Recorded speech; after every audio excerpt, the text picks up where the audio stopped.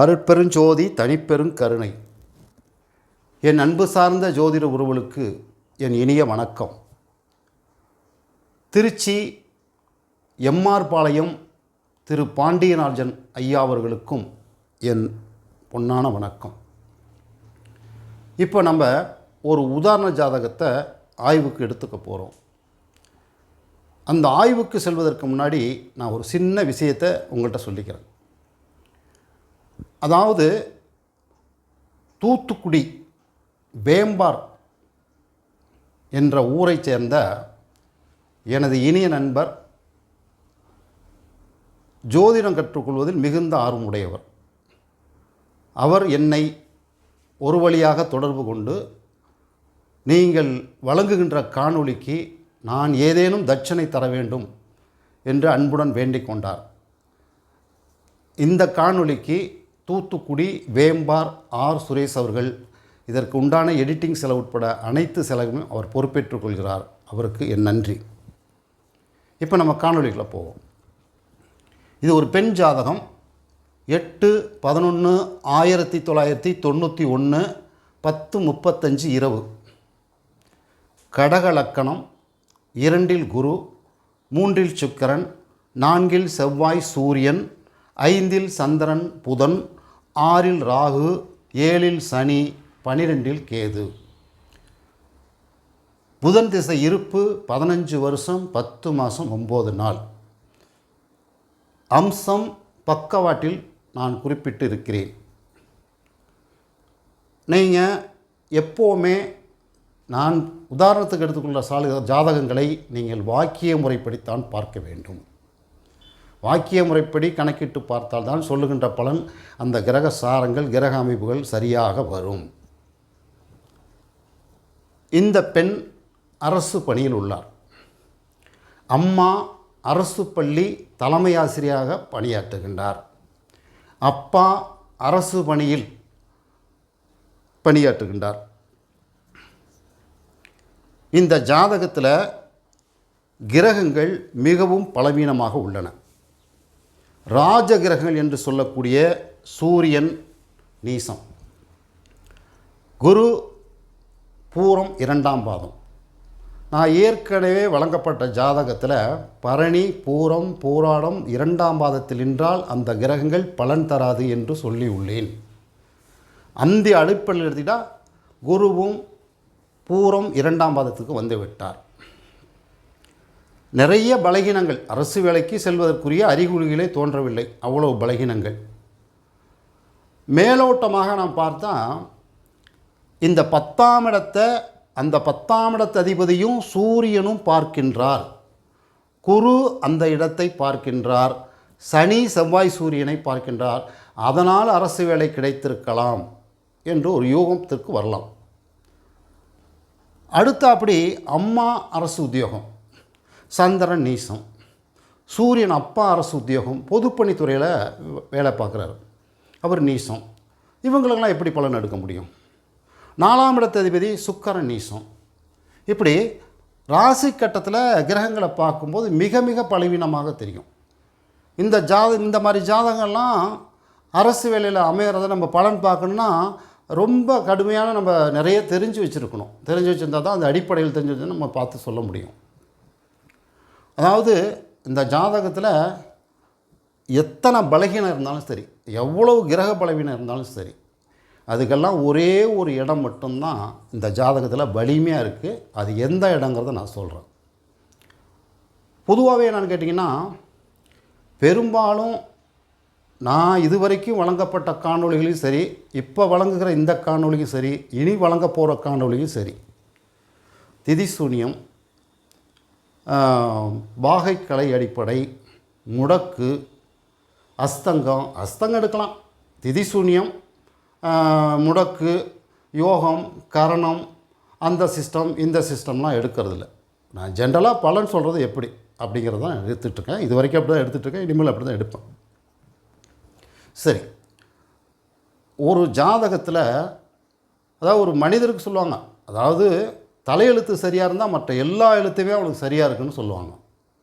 இந்த ஜாதகத்தில் இந்த ஜாதகியோட தலையெழுத்து சரியாக இருக்குது. அந்த ஒரு எழுத்து சரியாக இருந்ததுனால இந்த ஜாதகத்தில் உள்ள அனைத்து பலவீனங்களும் அடிபட்டு போய்விட்டன. என்ன, இந்த பொண்ணு கடக லக்கணத்தில் பிறந்திருக்கு. லக்கண புள்ளி புனர்பூசம் 4ஆம் பாதத்தில் அமர்ந்து விட்டது. புனர்பூசம் 4இல் லக்கணம் என்றால் என்ன, குரு வலிமை அடைந்து விடுவார். அங்கு குரு உச்சம் பெறும் வீடு, குரு உச்சம் பெறும் பாதம். அதனால் லக்கணம் குருவாக மாறி உச்சம் பெற்று விட்டது. குரு வலிமை அடைந்து விட்டார். இது ஒரு கணக்கு. லக்கணம் வலுத்துக்குச்சு. மீதி கிரகங்கள்லாம் எப்படி பலவீனத்தை அந்த லக்கணம் சரி பண்ண போகுதுங்கிறத நம்ம பார்க்க போகிறோம். சரியா? அடுத்து அப்படி பார்த்திங்கன்னா, ஒரு கிரகம் தான் நின்ற நட்சத்திர அதிபதியாகவே மாறிவிடும். இது ஒரு அடிப்படை விதி. அடுத்து அப்படி ஒரு கிரகம் நின்றதை 4 முனைகளில் நாம் ஆய்வு செய்ய வேண்டும் அப்படின்னு ஏற்கனவே சில காணொளிகள் நான் வழங்கியிருக்கேன்.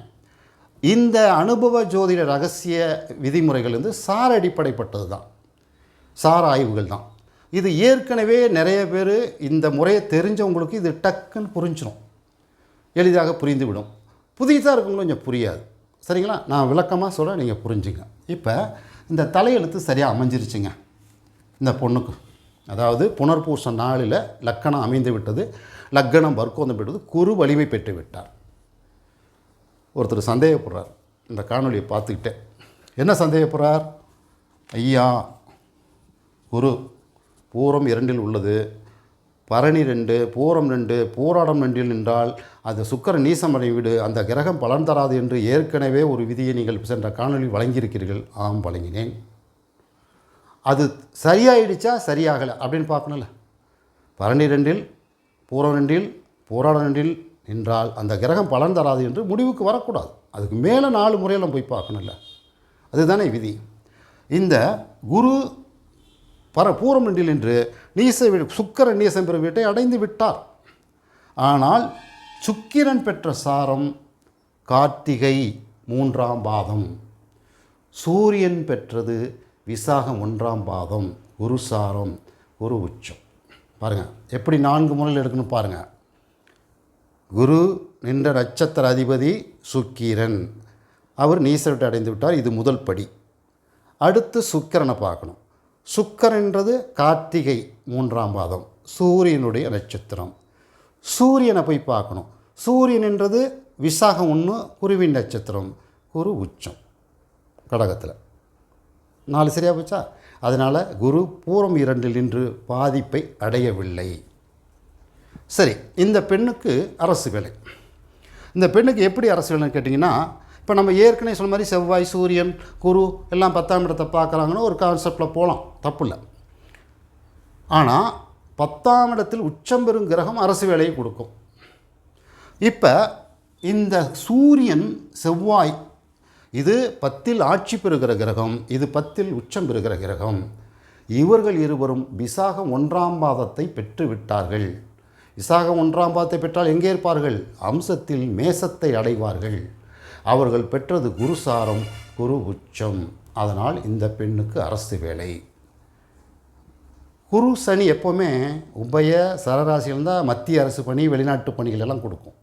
இந்த பொண்ணு இந்திய வெளியுறவுத்துறையின் சார்ந்த ஐஆர்எஸ், இந்தியன் வருவாய் வரித்துறை பணி, வருவாய் பணிகளில் இவர் இருக்காங்க. காஷ்மீரில் பணியாற்றுகின்றார். இவருக்கு அரசு வேலை 27 வயதில் கிடைத்தது. 27 வயதில் கிடைத்தது. இவருக்கு ஒரு ஆண் குழந்தை உள்ளது. எப்படி ஆண் குழந்தை? 5 குடைய செவ்வாய் புத்தர ஸ்தானாதிபதி, அவர் விசாகம் 1ஆம் பாதம், ஒரு உச்சம், பாக்கியாதிபதி. அதனால் அவருக்கு ஆண் குழந்தை ஒன்று உள்ளது. சரி, அடுத்து பார்த்திங்கன்னா, இந்த பொண்ணுக்கு ஆண் குழந்தை பிறக்கிறதுக்கு ஒரு தர்மகர்மாதிபதி யோகம் இருக்கான்னு ஒரு டெஸ்ட் பண்ணுவோமா? 9ஆம் இடத்ததிபதி குரு, அவர் சுக்கர சார ஏறி, சுக்கரன் சூரிய சார ஏறி, சூரியன் குரு சார ஏறி, குரு வலுத்துட்டார். அப்போ 9 வலுத்து விட்டது. அடுத்து அப்படி இந்த 9க்கு 10ஆம் இடத்ததிபதி செவ்வாய், அவரு குருசாரம், குரு வலிமை 9 10 வலுத்து விட்டது. இந்த பொண்ணுக்கு தர்மகர்மாதிபதி யோகம் உள்ளது. தர்மகர்மாதிபதி யோகத்தை இப்படித்தான் கண்டுபிடிக்க வேண்டும்.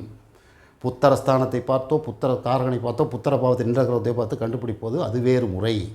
ஆனால் இந்த பொண்ணுக்கு 9 10 வலுத்து விட்டது. அதனால் தர்மகர்மாதிபதி யோகம் பெற்றுவிட்டது. இவருக்கு ஆண் குழந்தை உண்டு.